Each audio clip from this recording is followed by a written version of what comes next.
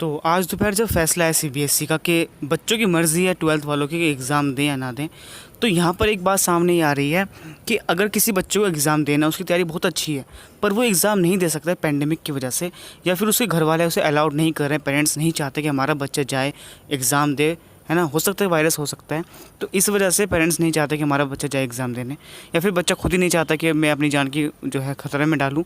तो यहाँ पर बात आती है कि वो बच्चा क्या करेगा, एग्ज़ाम को छोड़ देगा। अब उसने एग्ज़ाम छोड़ दिया, इंटरनल के बेस पे उसे पास होना है।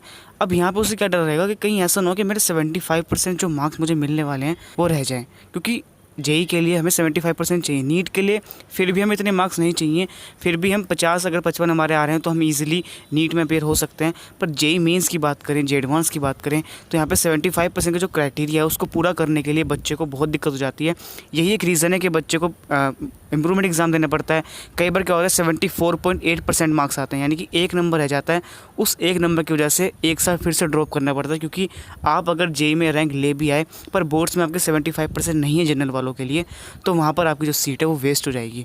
तो यहाँ पर इस साल अगर बात करें तो यहाँ पर चांसेस कम है कि ज़्यादा बच्चों को 75 मिल पाएँ, जिन बच्चों के इंटरनल इतने अच्छे नहीं गए हैं। अब देखते हैं, बात ये चल रही है कि जो आपके 3 एग्ज़ाम हुए स्कूल के अंदर उसके बेस पे मिलेंगे, या फिर जो सब्जेक्ट है 3 मेन, जो आपने 3 लास्ट सब्जेक्ट के एग्ज़ाम दिए उसके बेस पे मिलेंगे। कुछ यूट्यूबर्स कह रहे हैं कि जो लास्ट आपने 3 दिए उसके बेस पे मिलेंगे। जो मैं पढ़ा है वो ये पढ़ा है कि जो स्कूल में आपके जो 3 इंटरनल एग्ज़ाम हुए हैं उसके बेस पे मिलेंगे। तो थोड़ा सा क्लियर हो जाने दीजिए, कल को नोटिफिकेशन सीबीएसई का आ ही जाएगा, उसमें सब कुछ डिटेल मिल जाएगी हमें। तो यहाँ पर बात आती है कि अब 75% अगर नहीं मिल रहा है बच्चे को, तो वो जेई में कैसे अपेयर होगा। इसलिए हमारी पूरी उम्मीद ये रहेगी, पूरी कोशिश ये रहेगी कि मिनिस्ट्री तक की बात पहुंच सके, एनटीए को भी बात समझ आ सके कि 75% का क्राइटेरिया इस बार मिलना मुश्किल हो चुका है। तो यहाँ पर 2 चांसेस हो सकते हैं, या तो सीबीएसई सबको 75% मार्क्स दे दे, जो कि पॉसिबल नहीं है। कोई भी बोर्ड सभी बच्चों को इक्विवेलेंट मार्क्स नहीं दे सकता, 75% सबको नहीं दे सकते हैं, क्योंकि इसलिए उन्होंने इंटरनल के बेस पे कहा है कि हम इंटरनल के मार्क्स के बेस पे आपको मार्क्स दे देंगे। तो यहाँ पर दूसरा ऑप्शन हमारे पास क्या बचता है कि एग्ज़ाम कंडक्टिंग बॉडीज़ खुद ही 75% को कम कर दें, एलिजिबिलिटी क्राइटेरिया खुद ही कम हो जाए, ये ज़्यादा बेटर रहेगा। तो यहाँ पर एलिजिबिलिटी क्राइटेरिया किस हिसाब से कम कर जाएगा, इस बारे में सोचने वाली बात है। अभी तो ये उम्मीद है कि जेई मेंस को पोस्टपोन हो जाए।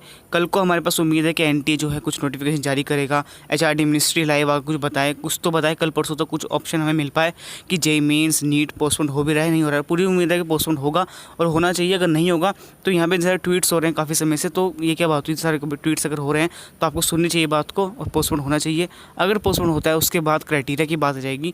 क्राइटेरिया क्या रखेंगे, 75% से क्राइटेरिया बिल्कुल कम होना चाहिए। पूरी उम्मीद है करने की, क्योंकि कम नहीं करेंगे तो बहुत से बच्चे ऐसे होंगे जो तो सीट लेने के लिए, उस पर एग्ज़ाम देने के लिए नहीं बैठ पाएंगे। तो यहाँ पर उम्मीद है कम करें, और कम इतने कम नहीं होना चाहिए कि बिल्कुल ही कम कर दे कि 50% पर ले आए, ऐसा भी सही नहीं है। पर अराउंड 60-65 अगर वो रखेंगे तो ज़्यादा बेटर रहेगा। तो ये उम्मीद है कि जेई का इस बार कुछ क्राइटेरिया में चेंज हो, क्योंकि काफ़ी बच्चों इस बारे में कमेंट्स आ रहे हैं।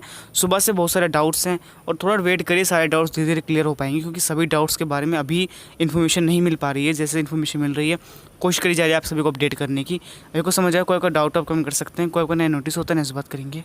Thank you.